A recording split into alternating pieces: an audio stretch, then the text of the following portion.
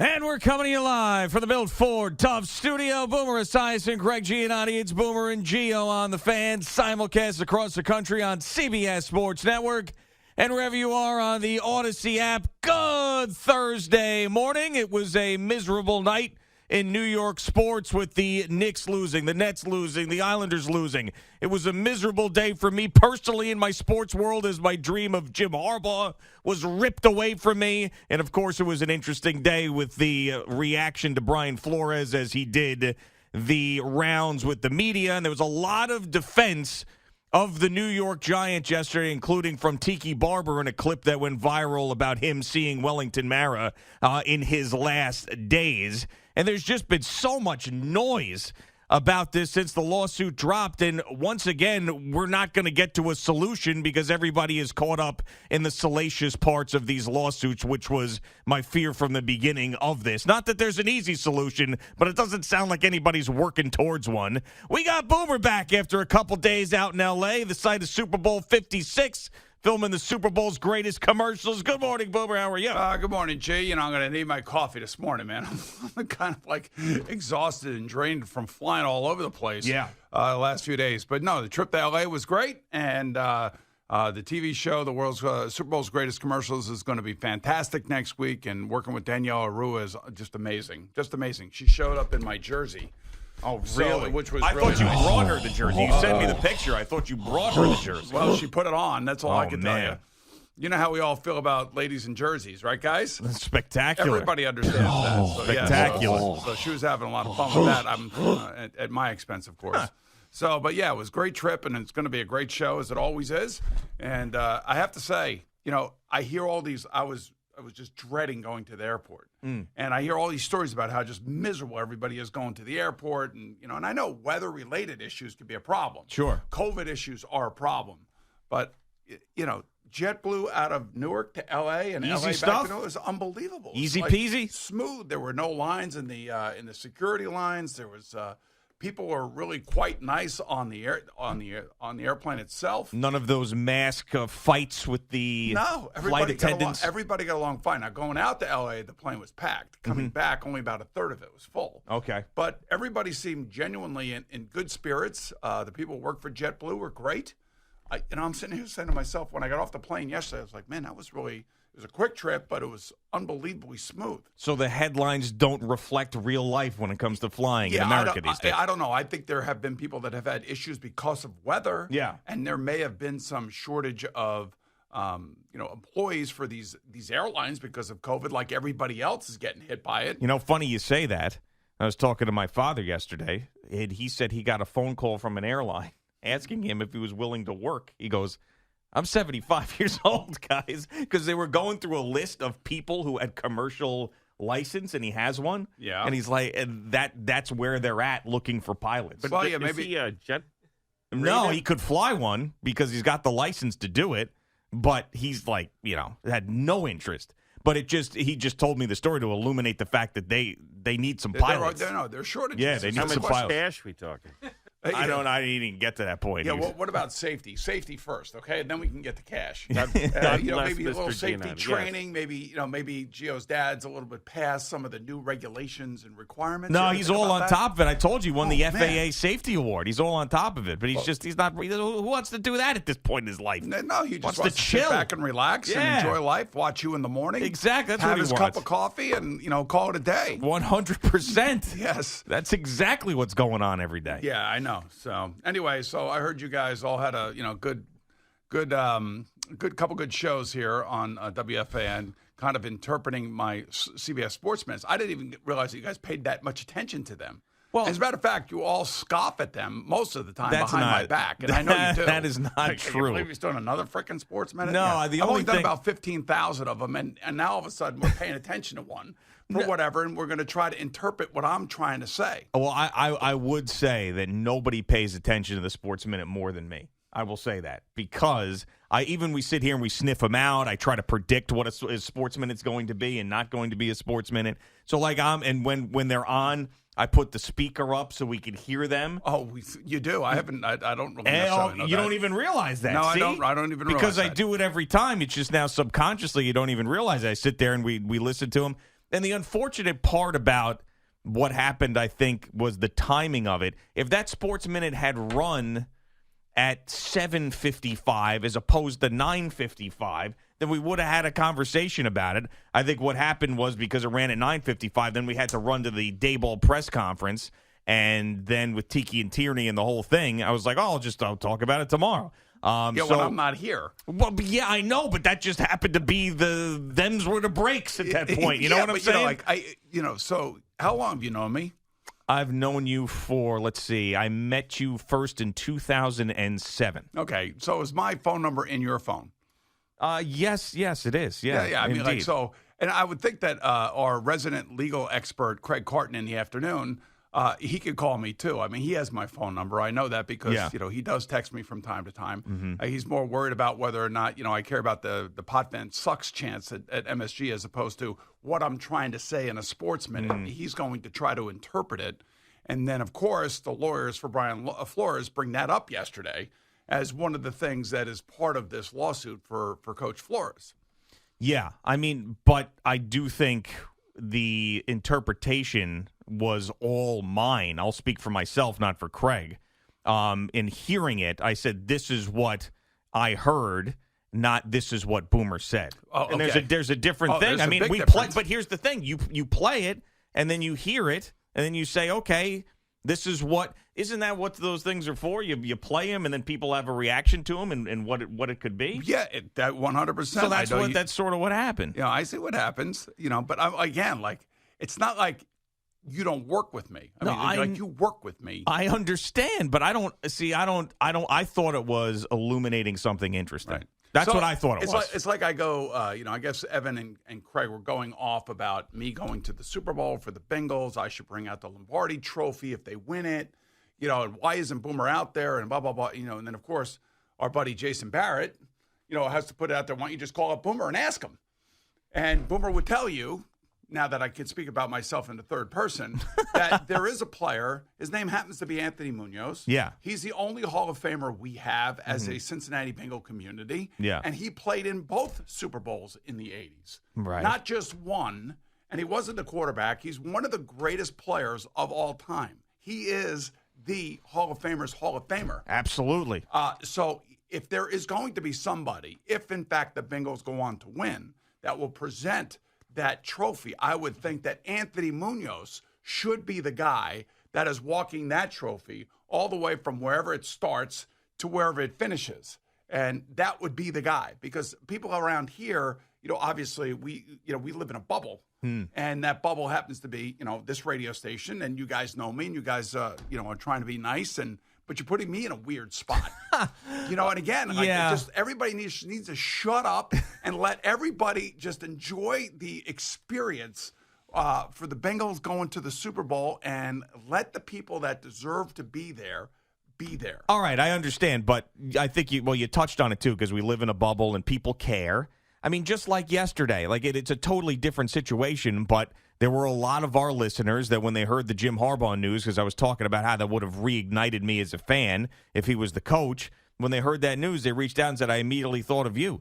You multiply that by 100 with you and the Bengals, maybe more, maybe 1,000, 1,000,000 with you and the Bengals, how you're associated with them because you played for them and you're one of the most recognizable players and you represented them in a Super Bowl. That's what people are going to think. So I do understand your deference to Anthony Munoz, and that is respected, but you have to understand where we're coming from in the fact that there are things that are synonymous with one another. I understand that. And it comes from a place of love. It does not come from a place of we want to make Boomer annoyed. It's more like, hey, this is so cool that the Bengals are in the freaking Super Bowl for the first time since Boomer had him there. And I wonder if he's going to be a part of it because he's still so involved in the NFL. Right. So one of the other really cool things about this Super Bowl is another one of my teammates who also played in 2 Super Bowls for the Bengals, happens to be Chris Collinsworth. That's right. You guys remember him, right? Yeah, absolutely. Right. Yeah, So Chris Buenos Tacos. Right. So Chris Collinsworth is actually doing the game. He is, yeah. And he hasn't done many Bengal games. I'm sure earlier in his career he did, but not lately. So this is a great opportunity for Chris as well. Yeah, but that's not exciting for us. I know it's not. That's those you just have to understand. So we wanted something to be exciting for you and exciting for us. All right. So can I actually interpret my sports minute? You can do whatever you want, man. No one's stopping you. Yeah. So I believe that the Giants did offer Brian Daboll the job earlier in the week. Mm-hmm. Now, whether or not Brian Daboll accepted that job, I do not know. Okay. He was also at the same time heavily involved in deep negotiations with the Miami Dolphins. Okay. Was he not? Yes, we had heard about that. It was reported he was the favorite. He's the favorite for the Miami Dolphins, yes. The whole thing. Mm-hmm. So in the midst of all of this, the Giants still have to make sure that they are going through the interview process. And it just so happens that Bill Belichick sends that dopey text to the wrong guy. Sure. And then, of course, he has to walk it back, and then he has to send the text to Brian Daboll because I guess Bill Belichick's the godfather of the NFL and knows what is going on out there. And I guess if I'm Brian Flores' lawyers now, he's the first guy I'm calling. Yeah. And I want to know exactly from you, when did you know that Brian Daboll got this job and accepted this job? That's what it really comes down to. When was the job accepted, or was the job still in limbo because he was still mulling over whether or not he wanted to go to Miami?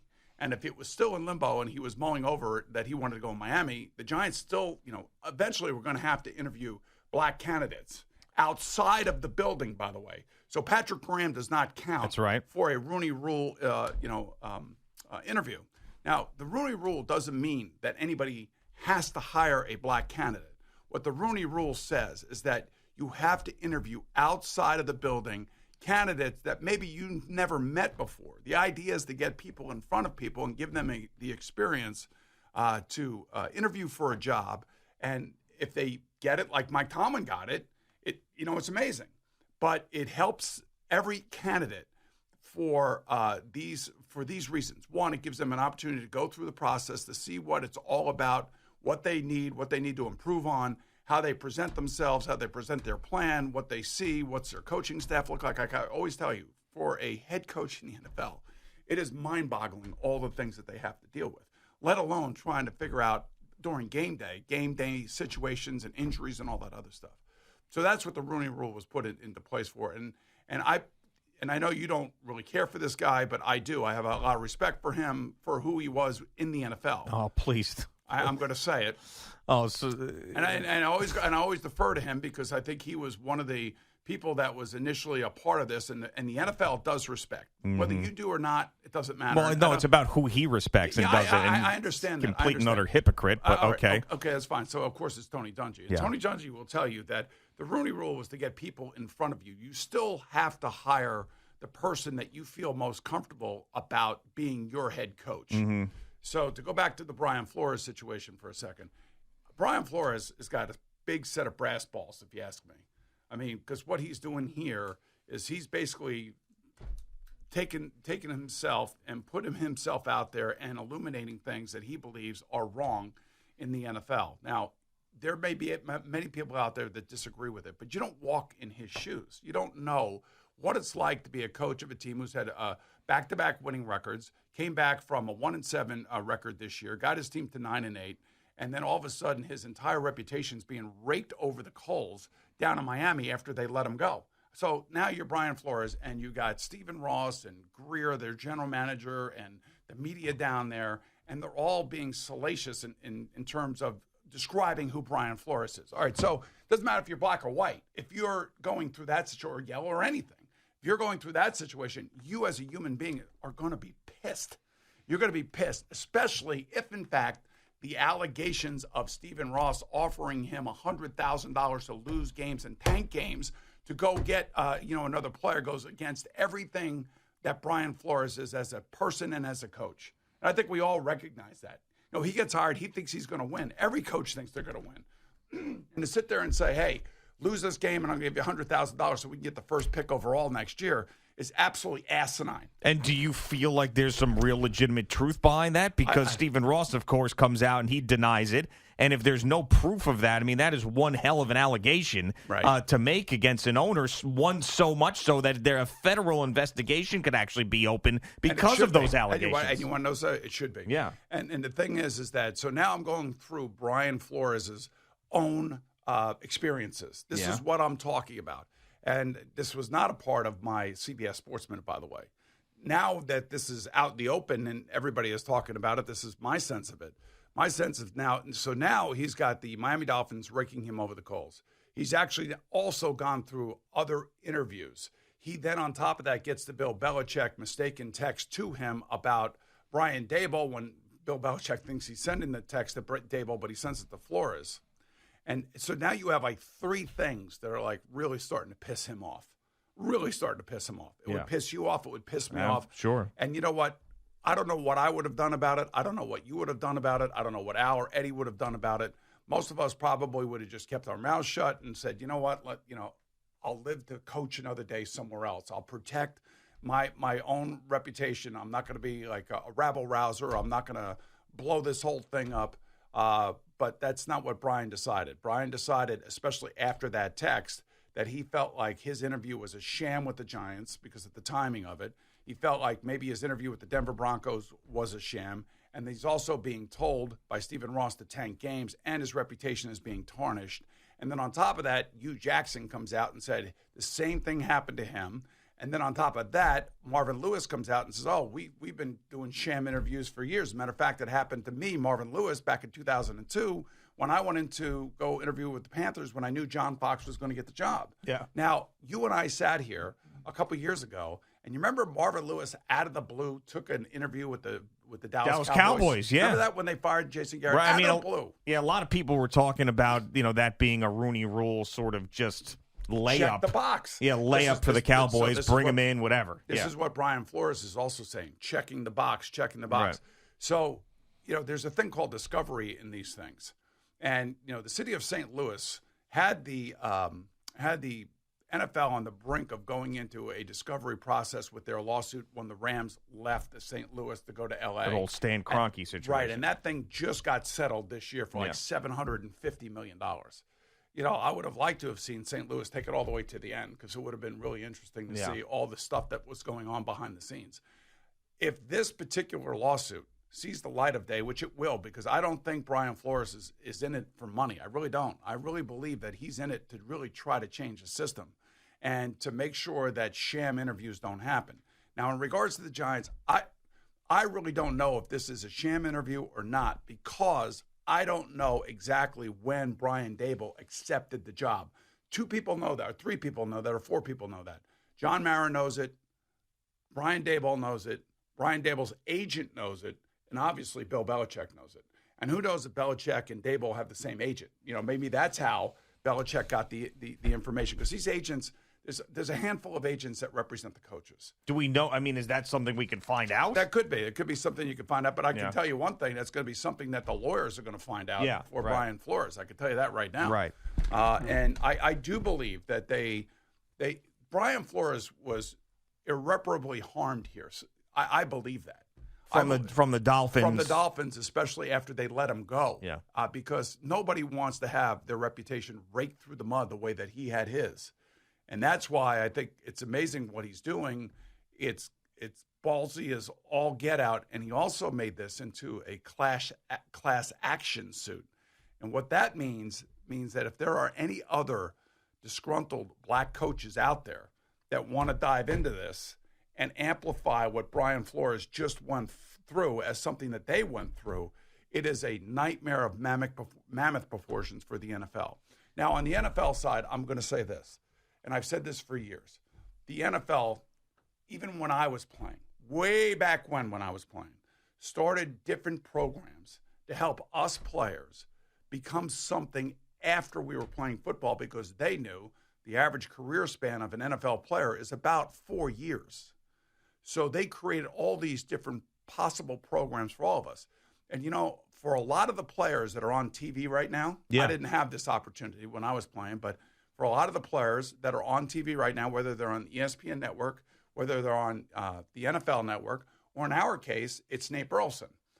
They go to broadcast camp. And who do you think's running broadcast camp? The NFL is. Mm-hmm. To help these guys transition from one thing to another and learn all the mechanisms and the ins and out to become a broadcaster. So the NFL has set up broadcast camp for all the players, not just the black players, it's the white players as well. The NFL has set up coaching internships Yeah. for all the players that want to get into coaching, whether you're white or you're black. They've set up front office internships for players who want to go into the front office. Why do you think we hear about D'Amico Ryans? Why do you think we hear about Adrian Wilson? Why do you think we hear about all these ex-players that are in the business of the NFL? Is because the NFL has set up all these different programs for all the players, not just the black players. So I want to, we could stand here and smash the NFL all we want, but there are reasons to believe that the NFL is always trying to do the right thing. But then when you take it down to just one individual person like Brian Flores and what he has dealt with over the last 3 months, I would be pissed too.